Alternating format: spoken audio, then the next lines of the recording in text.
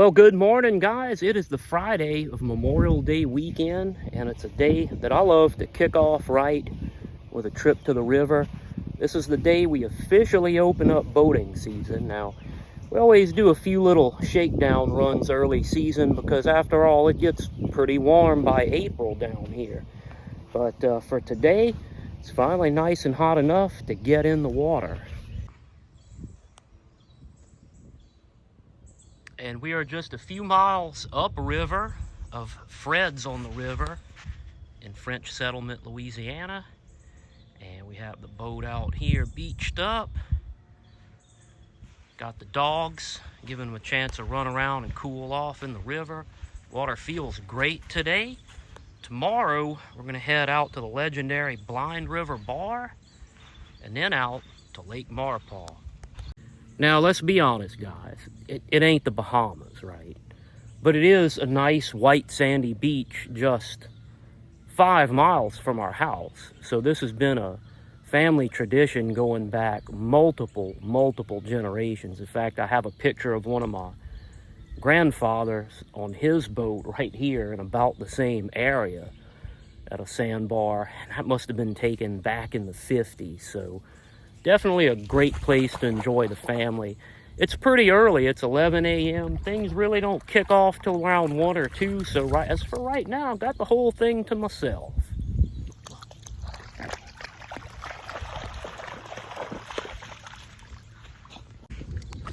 Our dogs, Finley and Albert, they just love to be on the boat, and they love playing around on the sand. Now, Albert, he's more inclined to like the water, so he'll take a dip and cool off. Finley will stay as far away from the water as she possibly can.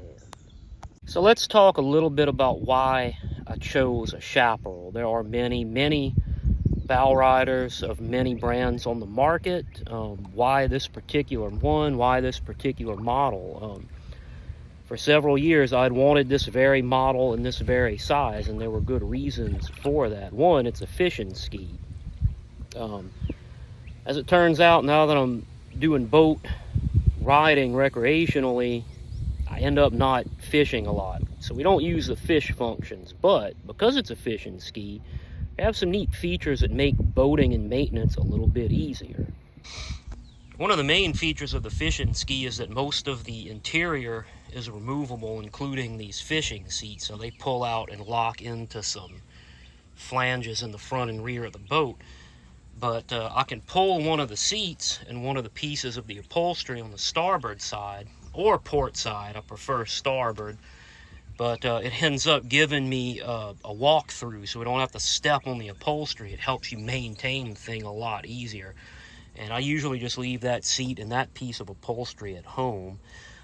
All the upholstery is very easily removable, and it stores up well in the winter out of the way so it doesn't get damaged by rodents, insects, or junk. I just wrap them up in garbage bags and store them somewhere, like in a garage. So some of the little details, full gauges, which I love on anything that I drive, and we don't get much of that with automobiles, but boats, because of their nature, often come with full gauge packs, which is great.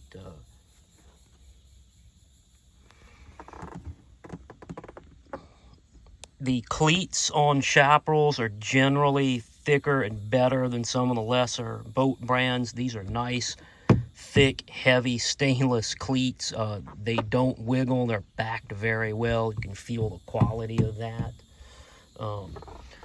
Where on lesser boats, the consoles just have a bare fiberglass lip that's been covered with a little piece of rubber trim. This is all solid molded glass. It's all soft. You can't hurt yourself bumping on that.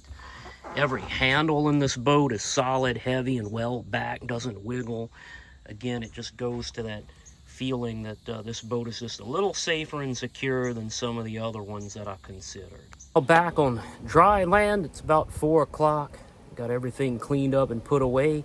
We're going to be hitting it again early tomorrow morning.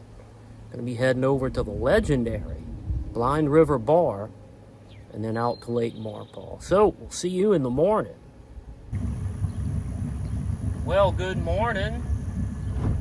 It is the next day, Saturday of Memorial Day weekend, and we have just launched into a little canal off Chickapin in head of Island, Louisiana, and we are headed to the legendary Blind River Bar.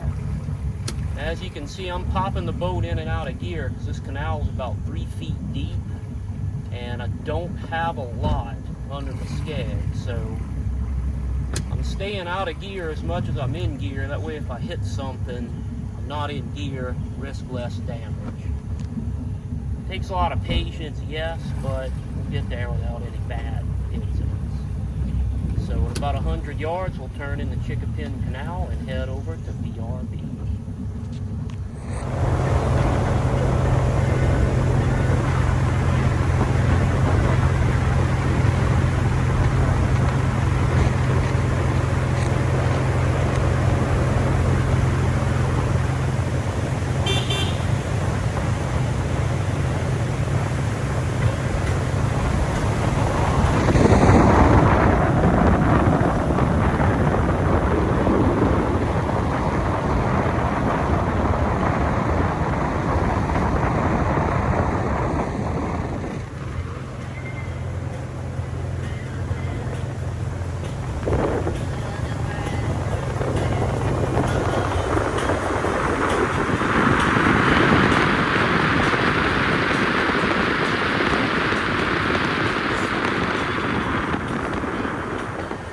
And we've arrived. It took about a half hour to get to the world famous Blind River Bar, which, like a phoenix, has been resurrected from the ashes.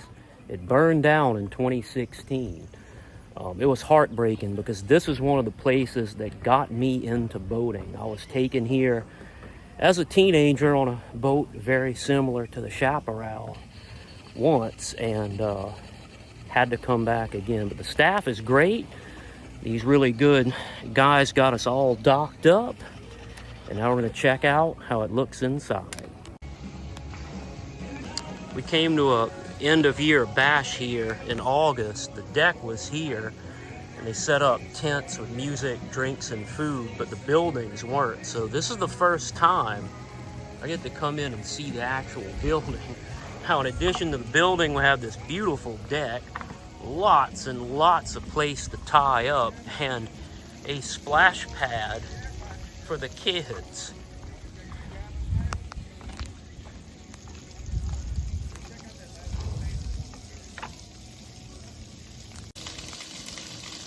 Yeah, fellas, I'm thinking about jumping in there myself, because that looks mighty refreshing.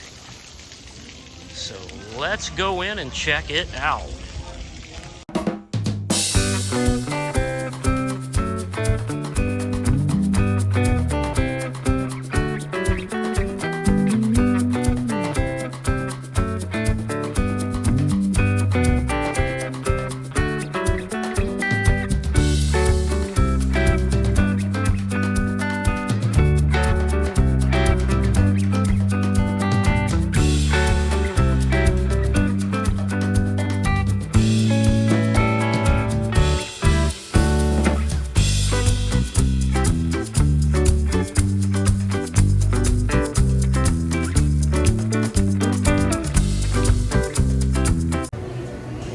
So we're settled in, getting lunch, and I'm here with the one and only worm bucket with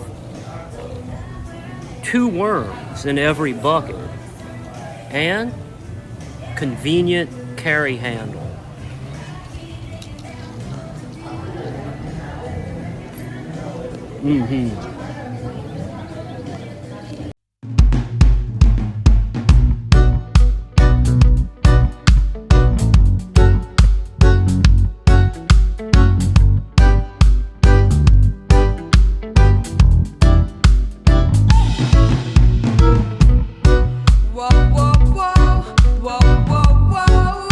So we're still here on Blind River, and we knew Blind River Bar was going to have some cabins available to rent. You can rent one for a weekend and maybe use it as a jump point to go to the lake, do your water skiing. But the owner was nice enough to give us a sneak peek on the inside of the cabins that are here for rent. And it looks like this is the first one that's finished. And apparently these sleep up to 6 people, so a crew full of boaters could come here and use this as a little jump point for a weekend on the water. We have a master bed here and 2 bunks and a small set of stairs. We'll just take a peek at what's up here. This is the first time I get to see it. So you're discovering it for the first time as well. And we've got a little look over loft here. Very cool. And an upstairs bedroom. Very nice view of the Louisiana outdoor swamp. And you can, just in the distance, see some of the other cabins going up on the other side of the bar. So this is turning out to be really cool. I can imagine renting with a couple of my friends, just parking the boat. The dock is right there. Tie the boat up for the weekend. Go out to the lake, have a good time, come back to Blind River Bar, listen to the bands. If you do a little drinking, it's okay. You just come back here and crash. Make a weekend out of it.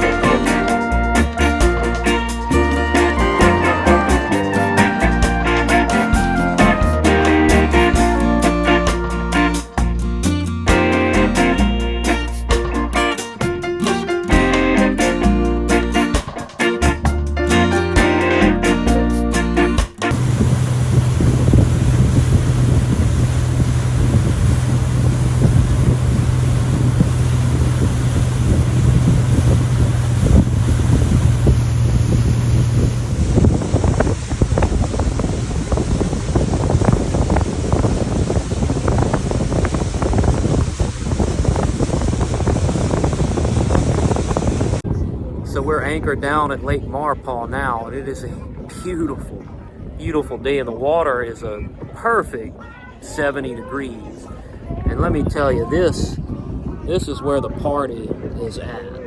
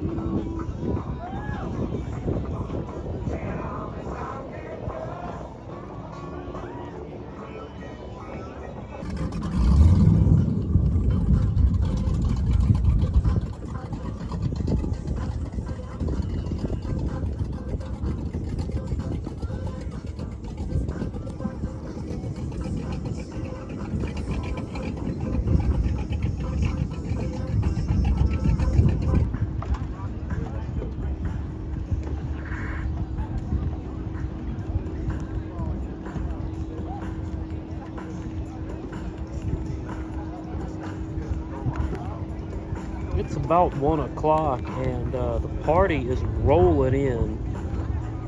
Boats just pouring in from all directions to join the party out here at the lake. It's about 3 foot deep where we are. That's why you see a lot of people out. The bottom of the lake here is hard sand, so you can just get out and walk around in it.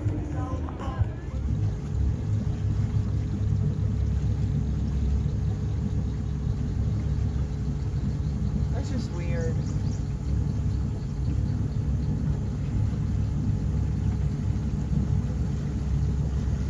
At first I thought it was Mary, but no, it's like a creepy. So we're back from another fun and fortunately safe day on the water, and all that's left is just to give this thing a good clean, get her put back in the storage, and we're gonna be using it again in about 2 weeks. See, although I like the proximity of our boat ramp to the lake, it does tend to collect a lot of this scum and tannins. I like to brush that stuff off so I don't have to clean the hull with muriatic acid. And hey, the best thing you can do to keep your hull sides and bottoms nice and white is just keep them waxed. Keep them waxed, keep them polished. The tannins and scums, they won't stick to the thing. That way you won't ever have to use aggressive cleaning agents, and it just extends the life of your hull. Now, just as a comparison, I've yet to clean this side. We've got not quite as much. There's a good bit of it, and it does tend to collect underneath, but we're fixing to clean that up. Well, the boat's all cleaned up, and we've backed it back into its storage spot. I do cover the boat. Generally, I won't cover it the day that I use it, because what I like to do, and I'm going to show you here, is open up all the compartments that I can so they can air out, because you know this went up wet, the anchor went up wet, we were getting in and out wet right here, so there's water running in the bilge. If you throw the cover on it right now, it'll end up harboring that moisture under the cover, and then you'll end up with mildew. So I'm going to let this dry out really good for 2 or 3 days. In the Louisiana heat, it doesn't take long to really dry this boat out. Then I'll throw the cover back on it, and we'll do it again in about 2 weeks. So I'll see you guys then. Till then, get out there and enjoy your southern roads, especially the ones that aren't on land.